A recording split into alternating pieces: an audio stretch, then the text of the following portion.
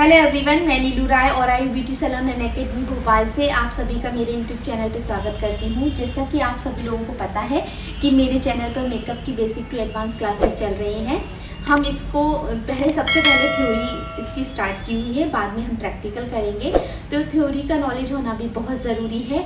यदि आप लोग बिगनर्स हैं तो आप लोग लिख भी सकते हैं पूरी थ्योरी को स्टार्टिंग से। हमने पहले भी किस किस टॉपिक पे हम बात करेंगे, क्या क्या करवाएंगे, तो मैंने पूरे पिछले वीडियो में आपको जानकारी दी है। यदि आपने नहीं देखे हो तो प्लीज़ जाकर आप मेरे चैनल पर देख सकते हैं। स्किन का नॉलेज दिया है, फेस शेप कितने तरह के होते हैं ये भी हमको बहुत ज़रूरी है ये जानना। उसी तरह से जिस तरह से नॉलेज फेस शेप किस तरह का होता है, आई शेप किस तरह का होता है, तभी हम मेकअप में प्रैक्टिकल अच्छे से कर सकते हैं। तो आज के वीडियो में हम आई शेप के बारे में जानेंगे, क्योंकि आई शेप का जानना बहुत ज़रूरी है।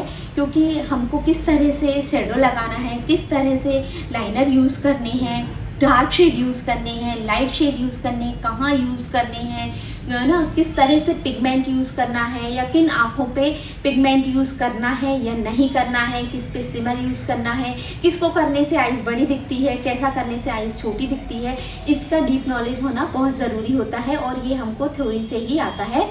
जब तक हमको ये नहीं पता होगा कि आई शेप कितने तरह के होते हैं और कौन सी आई किस तरह की दिखती है, जब तक हम उसको प्रैक्टिकल में नहीं कर सकते। तो यदि आप चाहें तो आप उसको बहुत अच्छे से नोट डाउन भी कर सकते हैं। तो सबसे पहले हम शेप के बारे में आपको जानकारी देंगे, कितने तरह के शेप होते हैं। सबसे पहले आई शेप में आता है आलमंड शेप, जो कि आइडियल शेप है।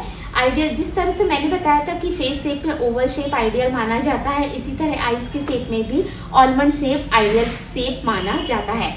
अब आलमंड शेप काफ़ी सुंदर लगता है देखने में। आप किसी भी तरह की क्रिएटिविटी इस पर कर सकते हैं। डार्क शेडो का यूज़ कर सकते हैं, कलरफुल यूज़ कर सकते हैं, आइज विंग लाइनर भी आप यूज़ कर सकते हैं। आपको स्मोकी आइज करना है तो वो भी कर सकते हैं। आप सारे तरह के आई मेकअप आप इसके ऊपर कर सकते हैं। ग्लिटर का यूज़, पिगमेंट का यूज़, आप जो चाहे वो आलमंड शेप पे कर सकते हैं। सेकंड नंबर पे आता है राउंड शेप। इसमें राउंड शेप में जो आई होती है वो काफ़ी गोल होती है और बड़ी भी होती है, बट इसकी जो लेंथ होती है वो थोड़ी कम होती है।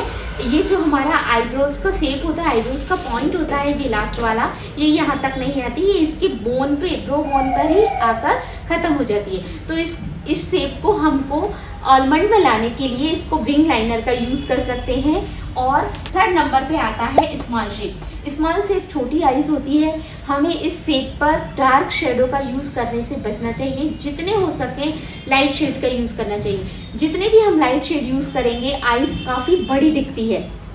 स्मॉल शेप को बड़ा दिखने के लिए हम वाइट काजल का भी यूज़ कर सकते हैं। स्मॉल शेप में विंग लाइनर का भी आप यूज़ कर सकते हैं। फोर्थ नंबर पे आती है होडेड शेप। आप लोगों ने देखा होगा होडेड शेप में ये जो ऊपर वाली आइज़ की स्किन होती है वो आईलिड के ऊपर गिरने लगती है।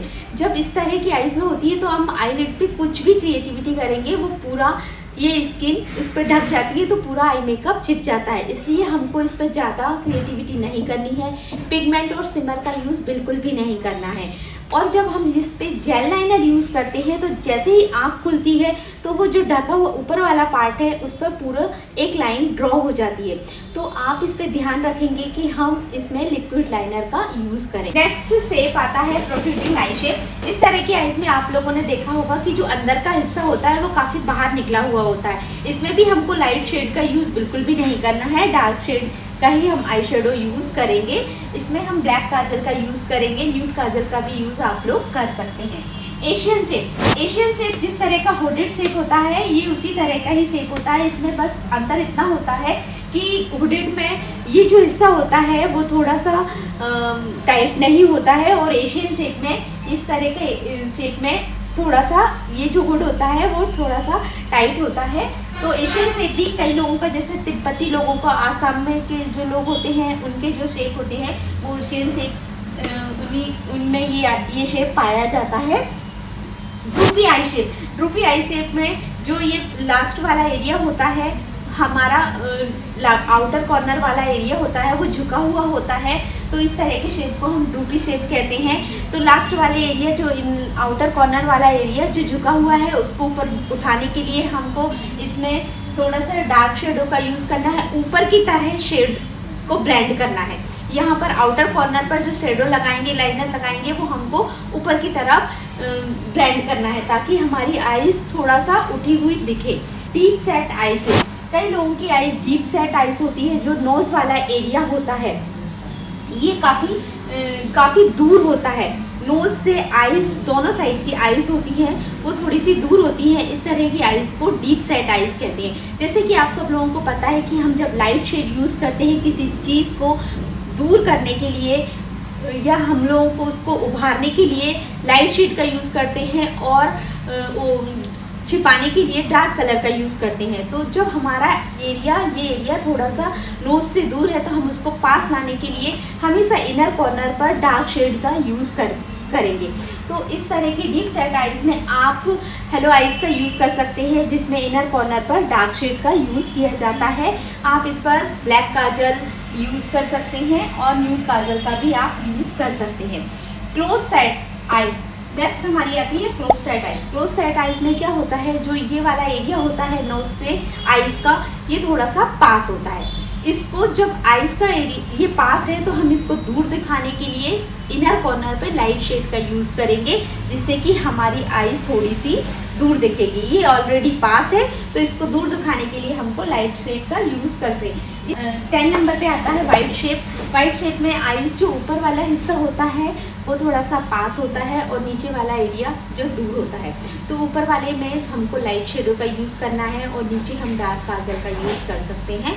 वाइट शेप में आप ब्लैक काजल का भी यूज़ कर सकते हैं, आप न्यूड काजल का भी यूज़ कर सकते हैं, इसमें भी आप डिम लाइनर का यूज़ कर सकते हैं। तो जैसा कि आप लोगों ने देखा कि मैंने आई शेप्स के बारे में आपको पूरी नॉलेज दी, कितने तरह के होते हैं, almond, round, small, hooded, protruding, Asian, रूपी, deep set, close set, wide shape. तो आप चाहें तो ये सारे नोट डाउन कर सकते हैं और इनकी थ्योरी भी आप अच्छे से लिख